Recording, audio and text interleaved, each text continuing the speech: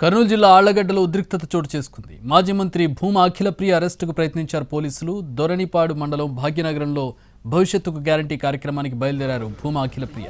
అయితే భాగ్యనగరంలో అప్పటికే గడప గడప కార్యక్రమం నిర్వహిస్తున్న ఎమ్మెల్యే గంగుల విజేంద్రనాథ్ రెడ్డి భాగ్యనగరం గ్రామానికి వెళ్లకూడదని భూమా అఖిలకు ఆంక్షలు విధించారు పోలీసులు. లా అండ్ ఆర్డర్ సమస్య వస్తుందని చెప్పారు. అయినా భూమా అఖిల వినకపోవడంతో ఆమెను అరెస్ట్ చేసేందుకు ప్రయత్నించారు. ఇంత ఉద్రిక్తత చోటు చేసుకుంది. అరెస్ట్ చేస్తామని చెప్పగానే కారు గ్లాసులు వేసుకుని లోపలే ఉండిపోయారు అఖిలప్రియ. ముందుగా ఎందుకు నోటీస్ ఇవ్వలేదని పోలీసులతో వాగ్వాదానికి దిగారు.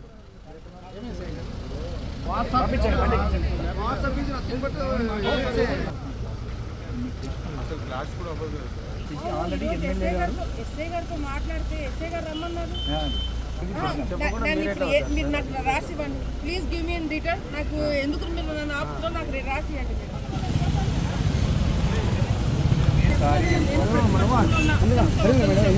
నేను నాకొద్దు, నేను పోతాను. ఏం చేస్తారు?